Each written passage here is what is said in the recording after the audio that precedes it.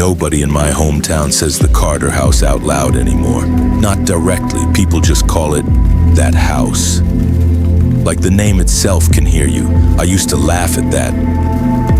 I don't laugh anymore. Not after what I found in my mother's closet. Not after I heard my dead brother's voice on a tape recorded 17 years after he disappeared. My brother's name was Daniel. He was 16 when the Carter house took him.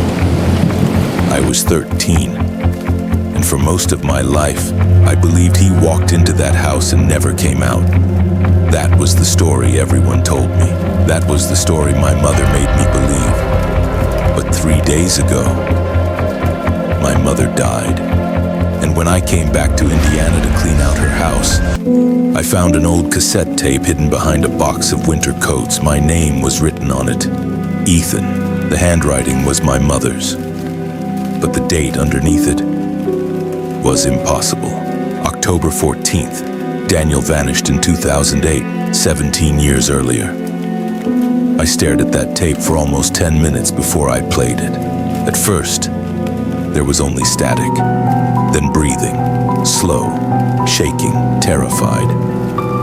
Then Daniel's voice came through, older, weak, almost broken. He whispered, "If you're hearing this, he came back."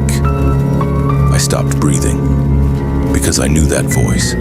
Even after 17 years, and I knew my brother. Then the tape crackled again, and Daniel said something that made my blood go cold. Don't let him go back inside the house. Not, don't let Ethan go back. Not, don't go back. He said him. Like he wasn't talking to me, like he was warning someone else about me.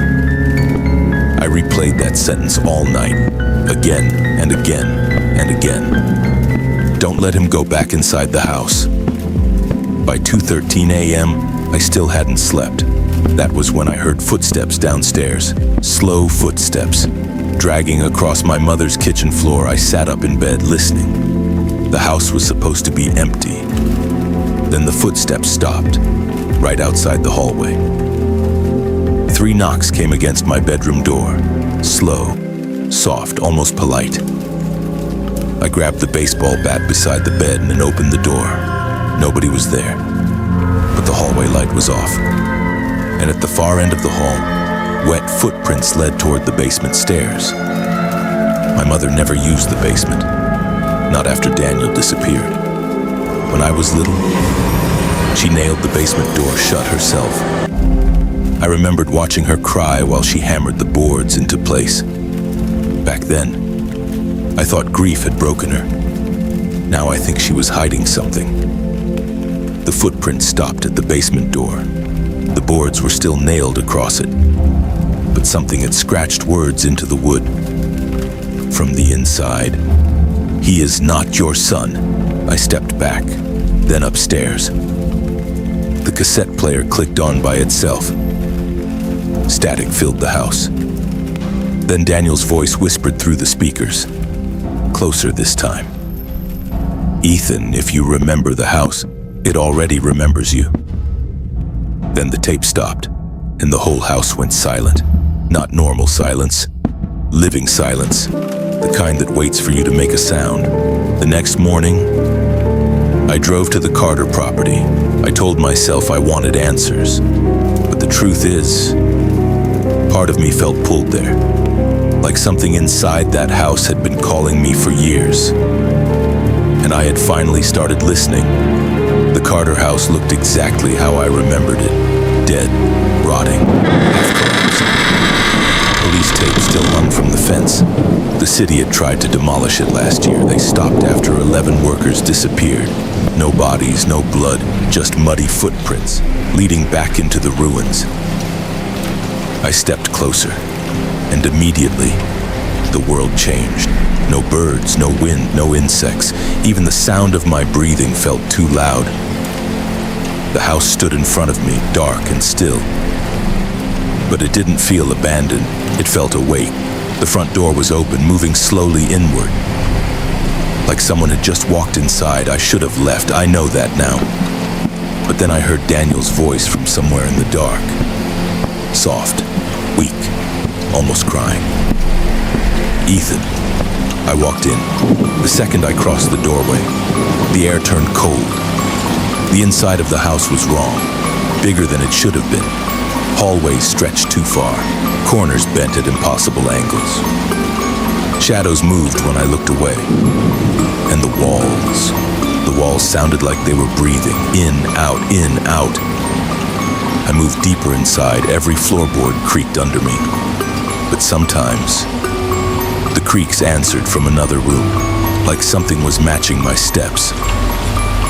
Then I found the photographs, hundreds of them, still hanging in the hallway. Old family portraits, children, parents, people from town, missing people, all standing in front of the Carter house, smiling. But in every picture, one face had been scratched out, violently, angrily. At first, I thought it was random. Then I stepped closer and realized the scratched out face was always mine, not Daniel's. Mine, under one photograph. Someone had written in fresh black ink, "You were never supposed to leave." I backed away. The hallway light flickered once, then again, and slowly, every person in every photograph turned their head toward me. Not fast, not like a jump scare.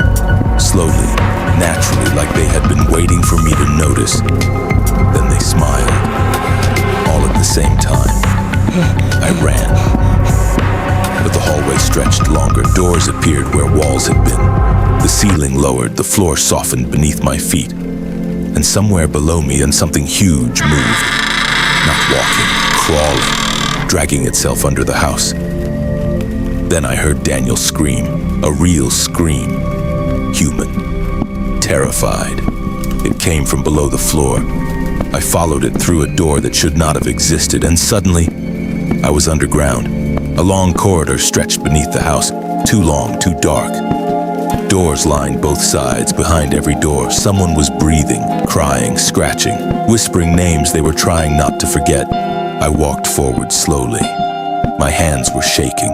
Then I saw him, Daniel, standing under a flickering light. Older now, thin, pale, alive. For 1 second, I felt relief, real relief. Then he looked at me and I saw his face break, not with happiness, with horror. He whispered, "Oh God, it really kept you alive."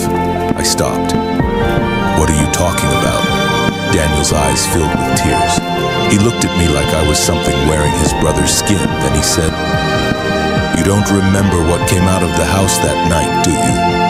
And suddenly, my memories cracked open, not slowly, all at once. I saw myself as a child, standing in that basement. I saw Daniel holding my arm. I saw my mother crying, and I saw another boy standing beside her. A boy with my face, my voice, my eyes, smiling like he had just learned how. Daniel was screaming, "Don't let it leave!" My mother was sobbing because she didn't know which one of us was real. Then I remembered the worst part. Daniel didn't disappear that night.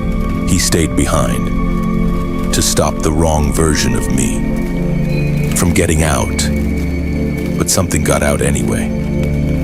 Something wearing my name. Something my mother raised for 17 years. Me. I fell to my knees. Daniel stepped closer, but carefully, like he was afraid I might change.